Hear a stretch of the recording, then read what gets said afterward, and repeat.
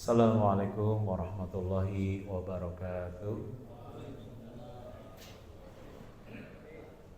Alhamdulillahirabbil alamin. Wassalatu wassalamu ala asrofil anbiya wal mursalin wa ala alihi wa sahbihi ajma'in. Asyhadu an la ilaha illallah wa asyhadu anna Muhammadar Rasulullah. Allahumma shalli ala sayyidina Muhammad wa ala ali Muhammad. Amma ba'd. Alhamdulillah, segala puji bagi Allah yang telah mengaruniakan kita banyak sekali kenikmatan sehingga di pagi hari ini kita bisa bertatap muka, bermuajahah dalam kajian rutin bulanan kita, insyaallah masih membahas tema-tema terkait dengan muamalah. Tak lupa salawat dan salam semoga selalu terlimpah dan tercurah kepada Nabi Allah Muhammad Sallallahu Alaihi Wasallam, kepada keluarga beliau, sahabatnya, kepada penerus-penerusnya, hingga semoga kemudian kita termasuk golongan orang-orang yang layak mendapatkan syafaat beliau di yaumil akhir. Amin. Allahumma amin. Bapak-bapak sekalian dan ibu-ibu sekalian yang dirahmati Allah Subhanahu Wa Taala, alhamdulillah kita senantiasa diberi kenikmatan dan juga keberkahan. Maka keberkahan ini sering juga diartikan dengan barokah, keberkahan atau kebarokahan.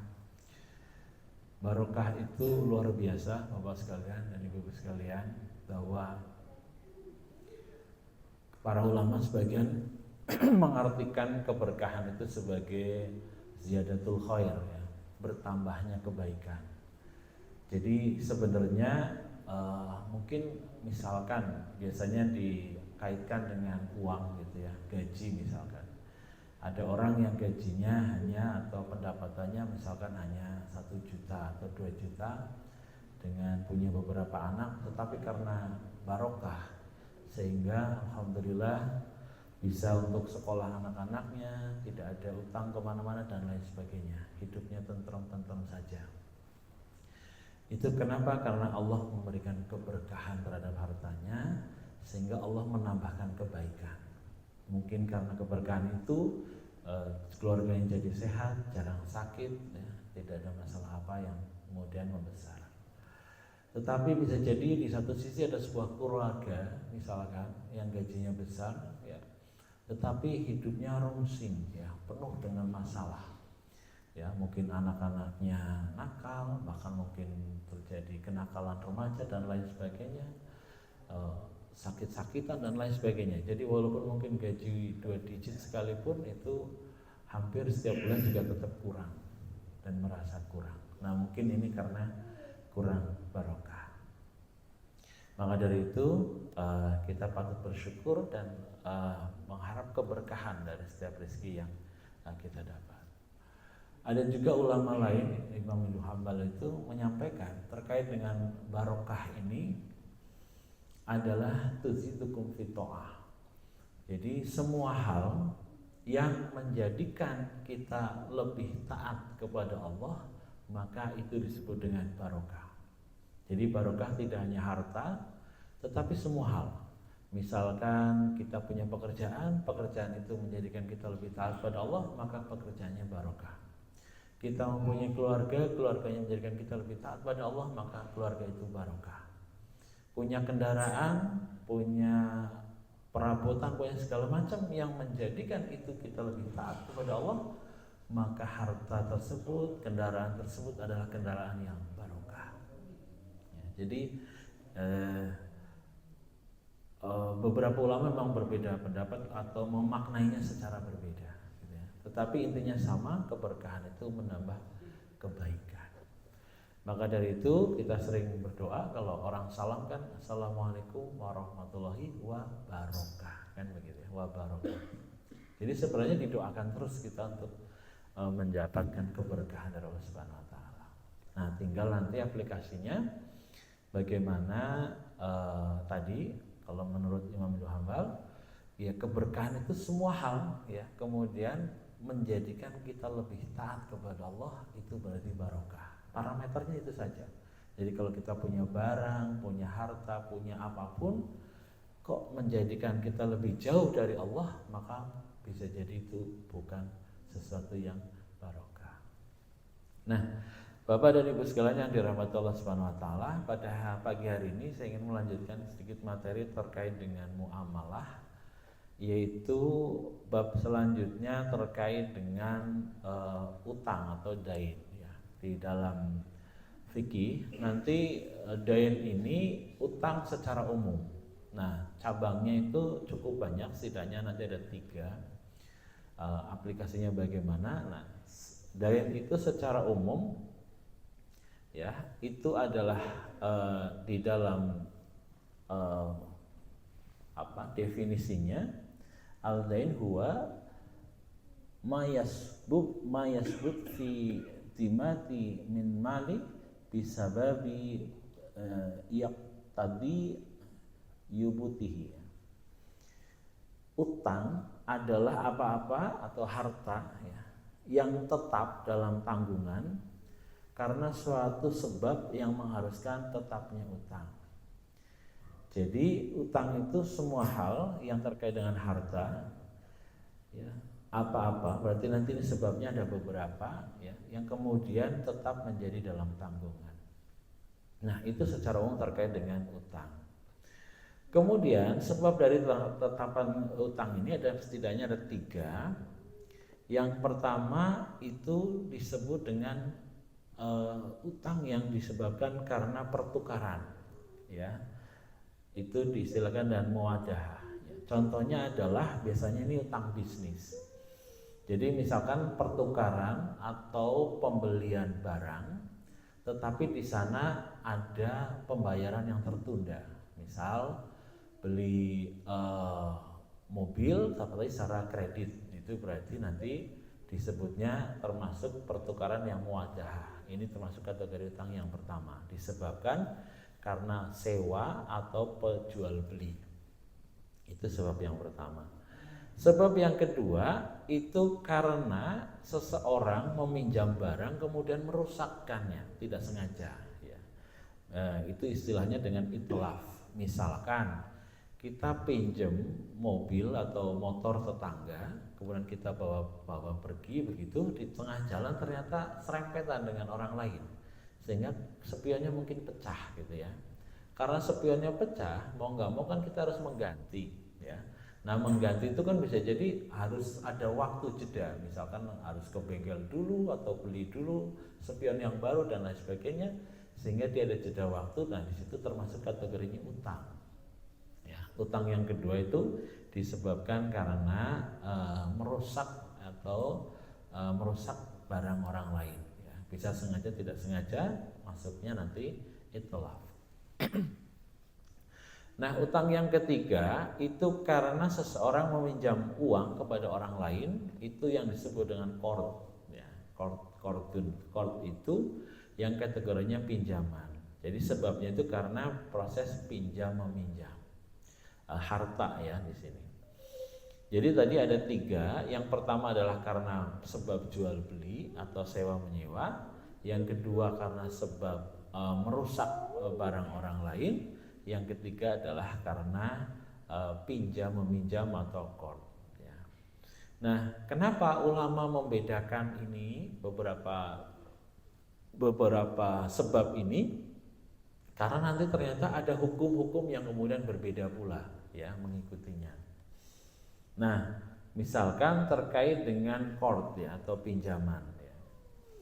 Pinjaman ini menurut istilahnya, pinjaman atau qard adalah apa-apa yang kamu berikan berupa harta misliyah ya.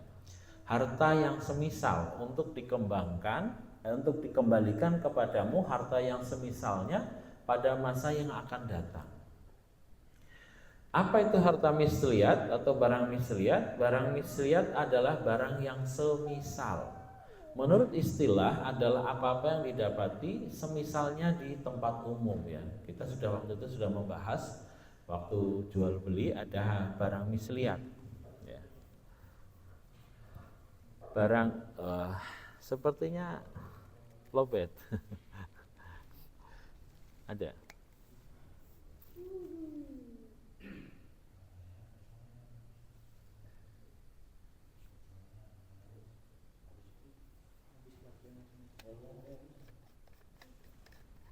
Nggak apa-apa kalau nggak ada.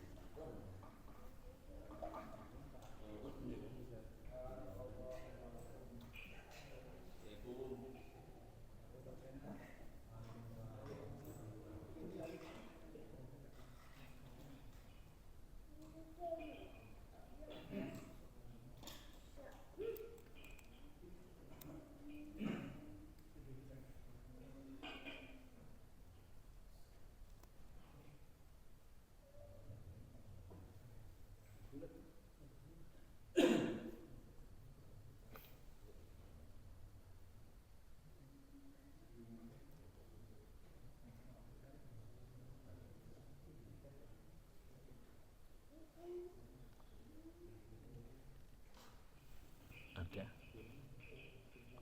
Ada. Oh ya ada. Maaf. Baik, Bapak dan Ibu sekalian yang dirahmati Allah Subhanahu wa taala, saya lanjutkan. Jadi terkait dengan qard atau pinjaman itu dikhususkan, para ulama itu mengkhususkan atau lebih memfokuskan kepada barang-barang misliat ya.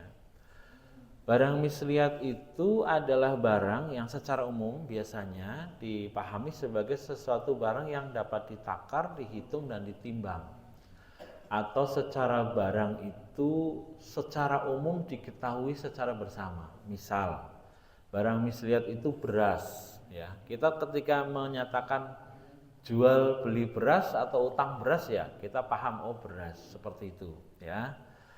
Nah, barang-barang ini, misliat ini secara nilai itu setaraf biasanya ya. Telur, gula, gandum dan lain sebagainya itu terkategori barang misliat. Ya. Jadi pinjaman ini sehingga nanti ketika dikembalikan itu mudah karena bisa ada takarannya atau ada dihitungnya atau ada ditimbangnya. Ya, makanya misalkan hutang telur 10 kilo ya nanti dikembalikan telur 10 kilo misalnya gitu ya. Nah, atau pinjam uang misalkan uang ya kan bisa dihitung dengan jelas ya. Walaupun dalam praktiknya Rasulullah itu pernah meminjam barang selain misliat. Ya, kalau nanti istilah itu kan ada dua, ada misliat, ada kimiat ya. Kimiat itu sesuatu yang spesifik, unik atau sesuatu yang secara definisi itu perlu proses misalkan. Nah, Rasulullah misalkan pernah itu pinjam unta misalkan ya, unta. Waktu itu Rasulullah pernah pinjam unta masih muda ya, walaupun akhirnya mengembalikannya unta yang sudah lebih tua, bahkan unta yang sedang bunting atau mengandung gitu ya. Nah, cuma memang kalau barang kimiat ini harus jeli di dalam spesifikasi ya ketika pinjam-meminjam. Maka para ulama itu sebenarnya lebih fokus ketika qard itu lebih banyak ke barang misliat, semisal atau mudah diidentifikasi. Nah, para hadirin sekalian dirahmati Allah Subhanahu wa taala, ketentuan dalam qard adalah sebagai berikut ya. Qard atau pinjaman adalah harta yang diberikan kepada seseorang agar dia mengembalikan harta yang semisalnya. Nah, qard dapat terjadi pada uang atau barang dan qard terjadi pada harta yang semisal atau misliat. Ya. Kenapa dikatakan semisal? Karena nanti ada istilah yang lain, misalkan istilah wadiah. Wadiah itu berarti adalah penyimpanan atau titipan. Kalau titipan itu ketika pinjam barang harus dikembalikan barang yang kita pinjam. Contoh misalkan kita pinjam obeng, ya obeng itu yang akan dikembalikan. Nah, kalau sistem uang juga kalau titipan, ini istilahnya titipan, itu uangnya harus itu dikembalikannya lagi, tidak boleh ditukar, tidak boleh berganti. Itu kalau wadiah.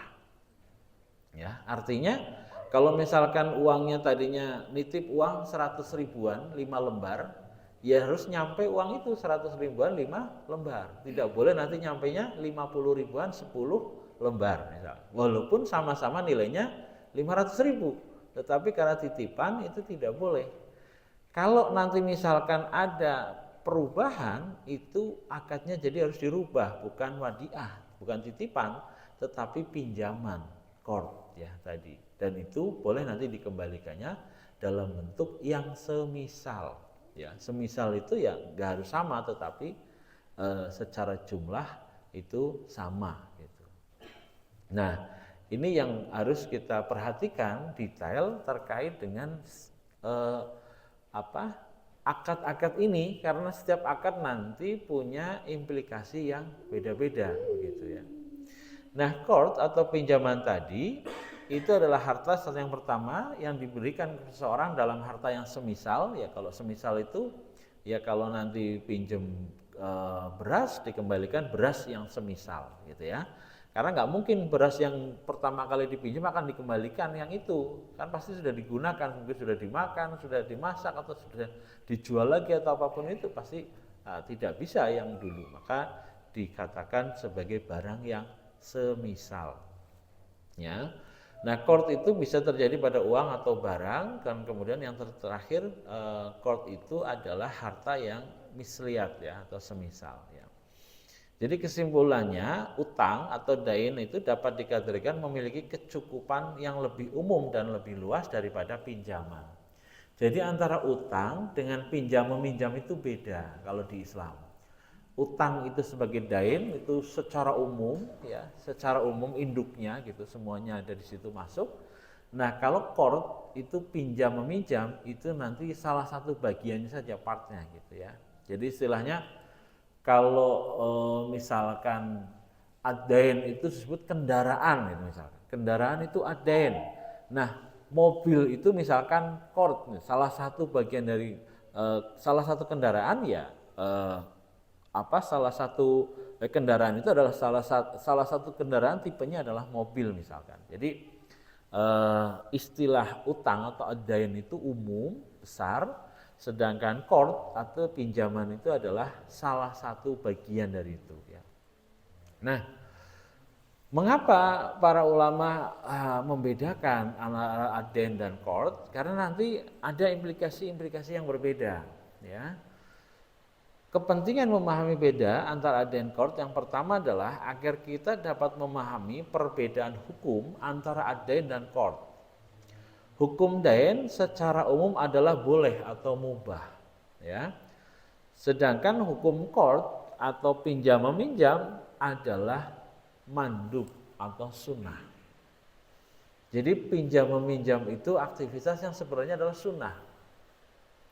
Makanya misalkan mungkin ada orang yang senang minjem gitu ya, itu bisa jadi karena mengamalkan ini, bisa jadi ya, bisa jadi karena qard itu pinjam meminjam itu sunnah karena apa? Di sana itu adalah konsepnya ta'awun, tolong menolong ya. Maka dari itu ketika ada orang meminjam dan dia mampu misalkan ya secara kemampuan, secara ini dan membawa kebaikan bagi keduanya, maka ketika dia melakukan disebut sebagai sesuatu yang sunnah dapat pahala. Bahkan kalau seseorang dalam hadis meminjamkan harta ya selama 3 kali itu nanti dihukumi sebagai sedekah sebesar harta itu, walaupun tetap harus dikembalikan gitu ya. Nah, Cuma memang ada hal-hal yang misalkan harus diperhatikan juga dalam hutang piutang ini, nanti adalah aspek-aspek lain ya, selain hanya aspek terlihat di permukaan pinjam meminjam, tapi aspek-aspek lain juga harus diperhatikan. Nah, agar kita dapat memahami beberapa hukum yang muncul, misalnya hukum memanfaatkan rohan atau pegadaian misalnya, ya. Itu kan rohan itu nanti bisa dibedakan jadi dua. Kalau rohan itu kan sebenarnya proses peminjaman dengan jaminan barang. Ya. Maksudnya dibedakan dua bagaimana? Kalau rohannya atas dain itu boleh, mubah untuk barang itu dimanfaatkan. Misal, saya utang motor misalkan, kredit, tapi kan harus ada jaminan. Oke, misalkan saya menjaminkan misalkan laptop lah gitu ya. Misalkan motornya motor second gitu ya, harga 10 juta. Mungkin udah ada DP misalkan 2 juta misalkan, kemudian jaminannya laptop itu mungkin harga 8 jutaan gitu. Nah, kalau sistemnya adain ya artinya barang tadi itu bukan barang mislian, maka ketika misalkan yang minjam yang gade ini mengizinkan laptop itu dipakai itu boleh. Ya. Tetapi lain cerita kalau pegadaian itu dalam bentuk utang piutang barang, utang piutang uang misalkan ya, atas skort ya tadi. Misalkan saya pinjam uang senilai 10 juta dengan jaminan laptop tadi. Maka di dalam Islam pegadaian yang seperti ini itu yang menggadekan atau yang menerima barang jaminan tadi ya, pegadaian itu tidak boleh memanfaatkan laptop yang digadaikan. Sama sekali tidak boleh ya. Tidak boleh ada manfaat apapun atas barang yang dijaminkan. Jadi hanya ya disimpan saja, tidak boleh kemudian dipakai. Apalagi yang mohon maaf kadang salah kaprah ketika seseorang pinjam uang dengan menggadaikan misalkan rumah gitu ya. Itu biasanya si pihak yang memberikan gade atau memberikan uang itu biasanya menerima hak atas rumah itu, ya kan? Bahkan kadang-kadang bisa dikontrakin, disewain, bahkan yang kontrak kadang orang itu lagi gitu ya, kadang-kadang ya. Karena daripada dia juga pindah kemana gitu, akhirnya misalkan gadekan 100 juta gitu ya. Terus ngontrak lagi 10 juta, jadi duitnya balik lagi 10 juta ke yang punya uang untuk setahun.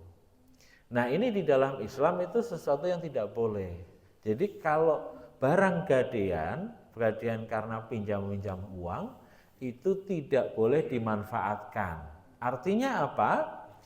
Berarti rumah tersebut tidak boleh kemudian dibisniskan gitu ya, dikontrakin dan lain sebagainya, itu tidak boleh. Ya. Maka biasanya sebenarnya kalau pegadaian atas rumah itu biasanya misalkan hanya mengambil sertifikatnya saja misalnya sebagai jaminan, bukan rumahnya gitu ya. Seperti bank itu kan kalau pinjam uang ke bank itu yang dijadikan jaminan itu adalah sertifikatnya gitu ya. Walaupun kalau pinjam ke bank itu memang ya namanya bank kan pinter gitu ya.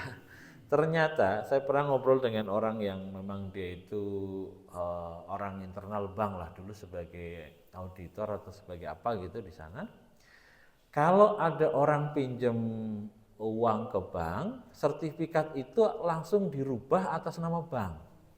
Jadi begitu kita tanda tangan pinjam itu akan dirubah atas nama bank ya.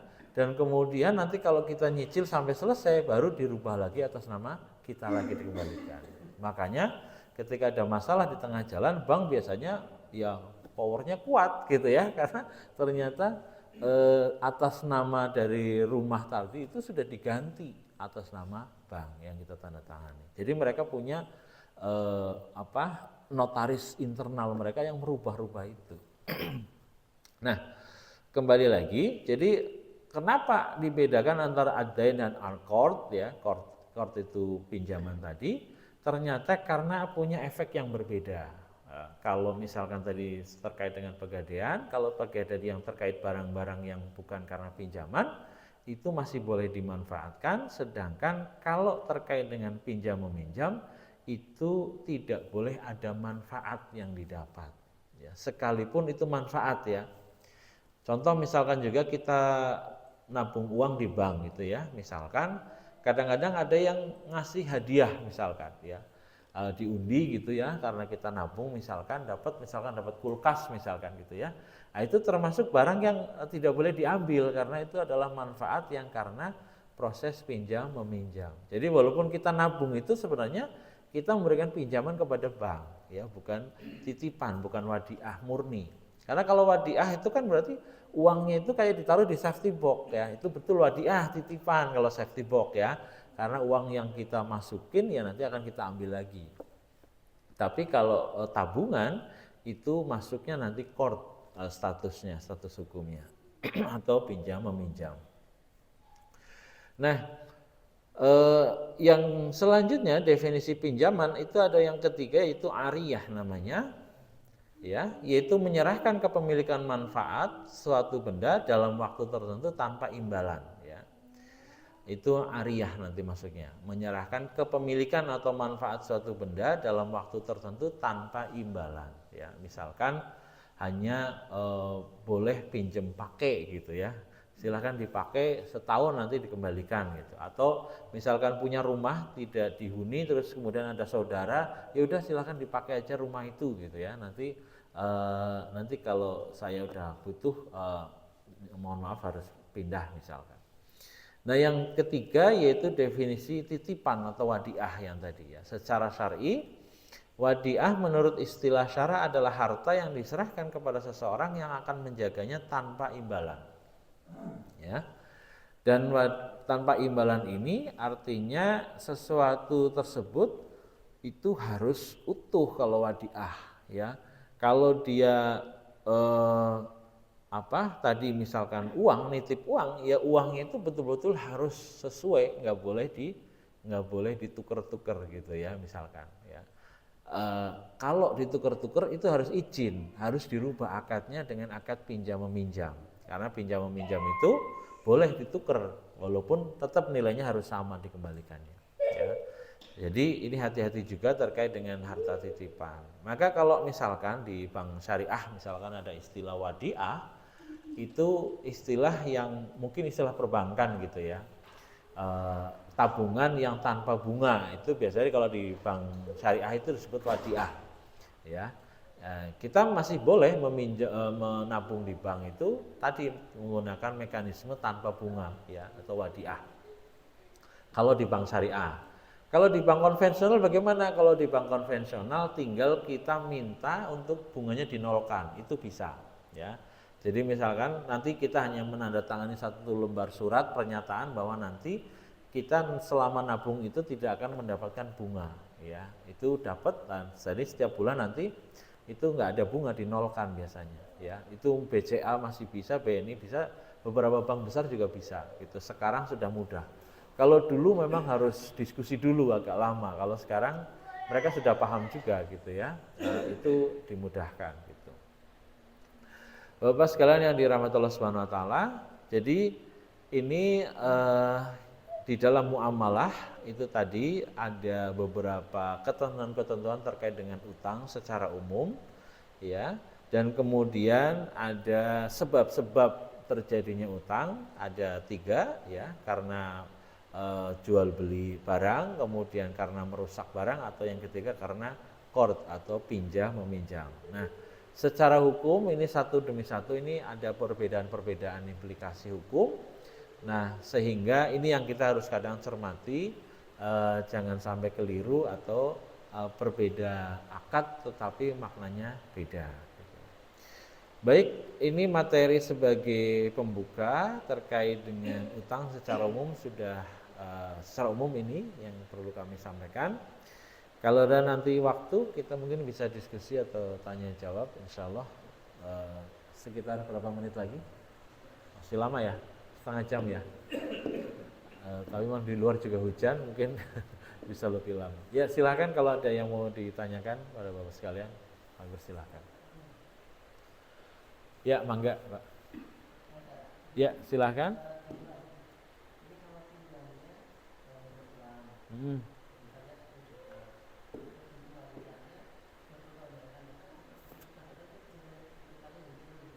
Gimana? Mohon maaf kurang jelas. Pinjam 10 juta. Terus?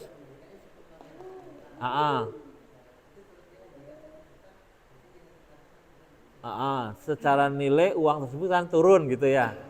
Nah, itu gimana gitu ya. Baik. Nah, ini memang mohon maaf ya, sering sekali kita, makanya ini kalau mau ngutangin harta itu memang kita harus jeli. Dalam arti jeli itu begini. Kalau dia utangnya uang, ya memang harus dikembalikan dalam bentuk uang. Dan nilainya sama 10 juta. Berarti rugi dong? Iya, pasti rugi. Karena 10 tahun ke depan 10 juta mungkin udah nggak dapat. Kalau dulu mungkin tahun 2010, 2000-an ya, 10 juta masih dapat motor baru misalkan. Tahun sekarang mungkin dapatnya cuma bit karbu gitu ya. 10 juta motor second gitu ya. Nah, terus bagaimana mensiasati ini? Nah, ada sebagian orang itu yang nggak mau minjemin uang, tapi minjeminnya emas. Emas dalam bentuk logam mulia. Jadi misalkan ada misalkan saudara atau temennya pengen pinjem gitu, biasanya ntar dulu ya adanya emas gitu. Memang ada sebagian orang begitu. Kenapa emas? Karena emas itu nilainya relatif tetap. Ya, bahkan kalau dihitung rupiah itu naiknya cepat banget ya. 3 tahun yang lalu emas itu masih di harga segram itu kalau tidak salah 1.100.000. Sekarang itu nilainya 3 juta. Jadi kalau 3 tahun yang lalu pinjam 10 juta dalam bentuk emas gitu ya, 10 gram misalkan, sekarang harus mengembalikan 30 juta dalam bentuk 10 gram emas juga gitu. Nah, maka jadi makanya begini, kalau mau atau barang yang lain misalkan ya, misalkan ada tadi misalkan orang kampung misalkan, dia punya sapi misalkan ya, terus ada orang butuh uang pinjam mungkin mau buat hajatan atau apa segala macam, jangan dipinjamkan dalam bentuk uang, artinya sapi ini dijual terus uangnya sekian terus dinilai sekian, nanti bisa jadi bahan konflik ketika 10 tahun kemudian nilainya berubah. Misalkan sapi waktu itu dijual harga 10 juta. Ketika 10 juta dibalikin uang, beli sapi lagi udah nggak dapet. Oh, sekarang sapi harganya 25 juta misalkan, kan begitu. Maka kalau mau pinjemnya jangan uang, barang. Ya sapi pinjam sapi begitu. Pokoknya nanti dikembalikan sapi yang ukurannya setara. Ini sapi usia 3 tahun misalkan. Begitu. Kalau uang pinjam tadi barang juga misalkan kalau yang mudah sekarang misalkan pinjam emas gitu. Nanti mengembalikannya dalam bentuk emas lagi yang kadarnya sama. Misalkan logam mulia ya sama logam mulia gitu. Sehingga yang punya uang itu tidak dirugikan secara nilai intrinsik, karena nilai uang itu apalagi uang kertas ya. Ini memang problem. Kalau di Islam itu uang itu standarnya emas dan perak ya. Jadi uang itu distandarkan dengan emas dan perak, artinya apa? Tidak terjadi perubahan. Zaman Nabi harga seekor kambing itu 1 dinar. 1 dinar kan 4 gram emas ya, 4,25 gram emas. Cuma kalau hari ini memang emas 3 juta ya. Kalau 1 dinar ya 4 kali 3 juta 12 juta, jadi mahal sekali ya. 3 tahun yang lalu kan 1 juta ya, 1 juta kali 4 gram ya 4 jutaan, itu masih masuk akal, 1 ekor kambing 4 juta. Jadi zaman Nabi sampai 3 tahun yang lalu itu harga kambing masih sama 4 jutaan sekitar itu gitu ya. Itu dari 1400 tahun yang lalu sampai tahun kemarin gitu ya. Itu ini kan karena gejolak luar biasa ya, inflasi luar biasa sehingga emas itu naik sangat drastis karena orang ngerasa punya uang rupiah itu nggak ada harganya gitu ya. Maka mereka itu investasinya ke emas. Akhirnya harga emas naik cepet banget gitu. Emas itu habis, orang beli emas itu kayak ngantri beli cendol gitu ya, rame banget gitu. Jadi begitu solusinya ya Pak ya. Jadi kalau pengen harta kita aman dari segi nilai jumlahnya itu jangan dipinjamkan dalam bentuk uang langsung, tetapi kalau uang dolar misalkan itu bisa misalkan ya. nanti dikembalikan dalam bentuk dolar lagi ya gitu misalkan. Karena kan dolar sekarang 17.000 misalkan ya, tetap ada kenaikan gitu. Yaitu silakan saja disesuaikan ya. Yang jelas begini, risikonya kalau kita minjemin uang, ya risikonya nanti akan berkurang secara nilai, itu pasti ya. Maka kita harus siap. Makanya pinjam meminjam itu atawun, tolong menolong. Jadi kita harus siap. Namanya orang nolong itu mohon maaf ya, bisa berkurang gitu ya, bisa segala macam. Kenapa? Itu yang ekstrim. Nah, makanya ada orang-orang sebagian yang saya lihat di sosmed itu kadang-kadang kalau ya ini sih entah bisa dipegang entah enggak ya, artinya kadang-kadang begini, daripada hubungan silaturahmi putus gitu ya, lebih baik kadang-kadang itu enggak dipinjemin tetapi hanya dikasih misalkan. Aduh saya udah 3 hari enggak makan, ya sudahlah ini tadi misalkan pinjam 1 juta, daripada nanti repot kita ribut, udahlah ini 200.000 buat makan aja gitu. Jangan pinjem deh gitu, daripada nanti kita malah silaturahminya putus misalkan. Ada yang seperti itu gitu, prinsip-prinsip orang gitu ya. Iya kalau ngasih kan halal-halal saja, sah-sah saja, dapat pahala gitu saja sudah. Karena ya tadi problemnya utang piutang begitu, kadang putusnya silaturahmi lah. Ini yang kadang-kadang kita harus menganalisa ini orang kira-kira sanggup untuk membayar atau tidak, itu yang penting ya. Jadi kita itu kan bisa mengamati ya, mengamati apakah ini memang untuk kebutuhan atau sebenarnya bukan untuk kebutuhan gitu. Kadang-kadang untuk gaya hidup, kadang-kadang mohon maaf ya, pinjam buat apa, beli iPhone gitu, aduh itu kan ya kan berat itu ya, pinjam buat beli iPhone lah, kita aja pakai HP Cina misalkan gitu ya, yang minjem malah pakai iPhone kan misalkan ya. Nah ini yang kadang-kadang kita harus tahu betul-betul kebutuhan atau sebenarnya ada keinginan atau apa yang lain nih gitu. Karena ya itu tadi, hari ini memang persoalan utang piutang, makanya akhirnya larinya ke pinjol lah segala macam gitu ya orang itu, karena pinjol mungkin mudah di awal ya, tapi susah di belakang. Karena beberapa orang itu menghubungi saya, gimana nih lepas dari pinjol? Waduh saya bilang, ini orangnya sebenarnya sudah insaf setahun yang lalu gitu, tapi sekarang punya 20 aplikasi lah, saya bilang ini mah bukan insaf gitu. Ya kalau katanya udah siap, nah kalau ya namanya utang harus dikembalikan itu ya, dibayar aja, dicicil dibayar gitu saya bilang. Ya walaupun ada cara-cara tetapi ya ini mungkin nanti kita bahas di kesempatan lain ya. Jadi utang piutang ke bank itu sebenarnya bahkan bisa dinegosiasikan untuk bayarannya. Jadi beberapa teman saya itu ketika sudah paham bahwa mohon maaf utang piutang di bank itu mengandung riba itu nggak boleh, maka akhirnya mau nggak mau dia cut off ya. Jadi menghubungi pihak bank untuk hanya membayar pokoknya saja. Nah gitu, siap gitu, bayar pokoknya saja. Pasti bank nggak mau dong awalnya gitu. Ya sudah bikin surat ini, bikin surat gitu. Menemuin kepala cabang bolak-balik debat, diskusi macam-macam panjang ceritanya, tetapi alhamdulillah ada teman saya rumahnya deket-deket sini gitu ya. Itu pinjamannya hampir 7 miliar gitu ya. Negosiasinya hampir 5 tahun gitu ya. Jadi sebenarnya ketika di awal dia mau bayar itu belum punya uang sebenarnya, tapi negosiasi aja dulu.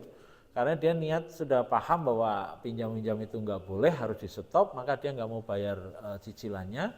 Tapi dia mengatakan saya siap untuk melunasi begitu ke bank, tapi dengan catatan tidak pakai bunga gitu. Pihak bank nggak mau gitu kan, dipanggil lah biasanya ke kepala cabang, waktu itu dipanggil ke Jakarta gitu. Jadi setiap ada pergantian kepala cabang baru kan setahun sekali ganti itu ke Jakarta, pasti dia dihubungi, ditelepon, suruh negosiasi lagi gitu. Begitu ke sana ya itu saja dikatakan saya siap melunasi tapi hanya pokoknya saja. Oh nggak bisa gini, yuk kita ke pengadilan. Terus teman saya cuma bilang ya sudah ke pengadilan nggak apa-apa. Nanti di pengadilan saya akan bilang ke hakim akan mencicil sebulan 1 juta gitu. Ya kan puyeng pihak bank, lo 7 miliar dicicil sebulan 1 juta gimana, berapa puluh tahun, ya kan? Pihak bank akhirnya mundur lagi, akhirnya terakhir itu selama 5 tahun. Kemudian pihak bank ngalah sudah, ya sudahlah dibayar cuma ya 4 atau berapa gitu ya, ketika dihitung pokoknya segitu, akhirnya dibayar sekitar 4 miliar gitu, ya. Artinya sekarang sudah ada kalau memang niat, insya Allah, karena memang ini niatan dulu ya, yang memang karena kita memahami itu tidak boleh, maka kita niat untuk stop dan juga kemudian menyelesaikannya dengan cara yang syar'i tadi ya, dengan cara apa? Membayar hanya pokoknya saja. Karena utang piutang kan tetap harus dibayar, tapi yang dibayarkan hanya pokoknya saja yang harus kita bayar. Karena kan aturannya begitu ya. Termasuk utang-utang yang lain di bank itu bisa juga gitu ya, negosiasi ya. Di teman saya yang lain ada juga yang di BTN itu perumahan juga bisa. Ya walaupun prosesnya cukup panjang gitu ya, tapi alhamdulillah bisa selesai gitu ya dengan cara-cara seperti tadi. Nah, ini mungkin sedikit tambahan gitu ya. Jadi ya tadi kalau pinjam meminjam sebaiknya dan kita harus siap dulu secara mental bahwa ini adalah tolong menolong gitu, jangan bisnis gitu ya. Karena kalau mindset bisnis kan kita harus dapat untung nih, harus dapat ini nih gitu. Jadi pinjam meminjam itu adalah tolong menolong, itu dulu yang utama yang harus kita yakinkan. Maka menolong itu memang dianjurkan, maka dapat pahala tadi disebut sunnah gitu ya.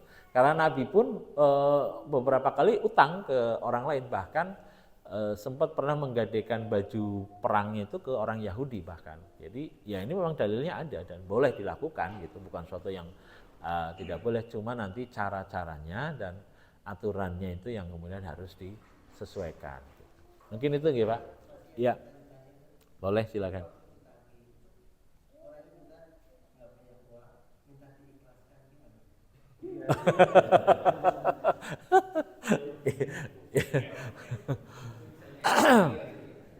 Ya tergantung panjenengan, tergantung yang punya uang tadi ya. Kalau misalkan enggak di dunia ya nanti di akhirat gitu kan misalkan. Jadi nagih itu memang ya hanya sekadarnya saja sebenarnya. Misalkan ya memang utang piutang itu harus jelas. Ini akan dibayar kapan misalkan? Setahun misalkan. Ya udah ketika setahun nanti ditanyakan gimana bisa bayar enggak gitu. Gimana utangnya dibayar gitu.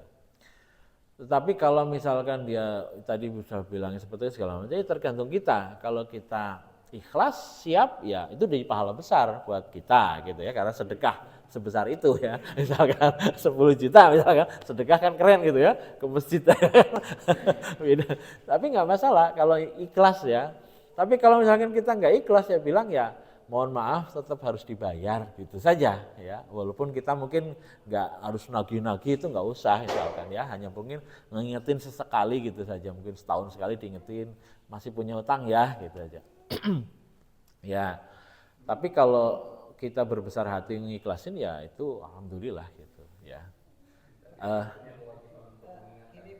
Ya ada kewajiban mengingatkan, ada ya.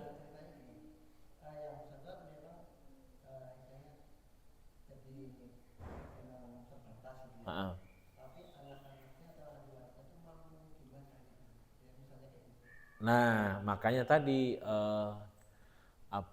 ketika kita bisa melihat bahwa sebenarnya punya kemampuan, ya nggak masalah kita tetap bertahan untuk tidak diikhlaskan gitu. Karena kita melihat misalkan lo anaknya aja punya mobil misalkan, mohon maaf ya, utang 10 juta masa nggak selesai kan begitu misalkan. Karena untuk efek bahwa biar keluarganya juga paham, kita tetap kekeh nggak ngiklasin ya nggak apa-apa, boleh kan, itu haknya kita. Atau kita mungkin tadi menggunakan kata-kata pamungkas, ya sudahlah kalau nggak di ini nanti kita hitung di akhirat gitu saja. Iya memang begitu. Gini Bapak sekalian ya, di akhirat itu memang digambarkan begini, nanti kalau di Quran itu kita baca-baca, semua orang itu akan mencari cara bagaimana cara mendapatkan pahala sebanyak-banyaknya. Jadi semua potensi pahala itu akan dicari. Makanya mereka itu akan saling menuntut. Ya, misalkan ke pemimpinnya, bahkan sesama keluarga itu saling menuntut. Bahkan nanti di akhirat kan saling menuntut itu. Misalkan ada anak, misalkan, mohon maaf, dia anaknya badung segala macam gitu ya. Kan tanggung jawab orang tua nih, masih harus mengajar segala macam sampai balik misalkan. Sampai dewasa dan segala macam. Nah misalkan ternyata selama hidup itu anak kenapa bandel, ternyata nggak pernah dinasehati misalkan gitu. Misalkan bapaknya mohon maaf misalkan kiai atau siapa tapi nggak pernah nasehatin gitu misalkan. Itu bisa jadi nanti di akhirat dituntut. Oh bapak saya nggak pernah nasehatin kok gitu. Nah, itu akan dimintai semuanya orang, termasuk tadi ini siapa lagi yang punya utang ke saya ya gitu. Nanti akan diingat karena kan hisab satu-satu tuh. Oh, itu pernah punya utang gitu. Makanya di akhirat nanti ada nanti orang yang muflis, bangkrut. Siapa orang bangkrut ini? Orang bangkrut ini orang yang punya amal banyak, dia punya amal haji, punya amal sholat, punya amal sedekah banyak banget, tetapi satu persatu orang nuntut ke dia. Tuntutannya kenapa? Bisa jadi bukan karena utang, tetapi karena dia pernah menyakiti dari omongan, tangan, atau kebijakan, misalkan dia pejabat pernah tanda tangan yang menyusahkan rakyat, itu nanti satu persatu akan ngantri. Jadi misalkan dia bupati misalkan ya, terus korupsi atau menyusahkan masyarakat sekabupaten, nanti bupati tersebut akan berdiri dan dituntut satu persatu oleh seluruh rakyat kabupaten itu. Jadi sekabupaten Bogor nanti ngantri semua kepada mantan bupati kalau dia punya masalah gitu ya, kalau memang dia mengkhianati rakyatnya, itu akan dituntut semuanya. Maka ada orang yang nanti akan bangkrut. Dan terus kalau pahalanya habis gimana? Nanti kalau pahalanya habis, orang-orang yang nuntut ini memberikan dosanya kepada dia. Jadi akan dosanya ditaruh terus sampai munjung sampai besar. Akhirnya dia bukan bawa pulang bawa pahala, tapi bangkrut cuma dapat dosa yang besar. Nah termasuk harta-harta utang piutang begitu juga nanti akan dituntut gitu di akhirat. Begitu ya Pak. Jadi gimana sudah kita tergantung.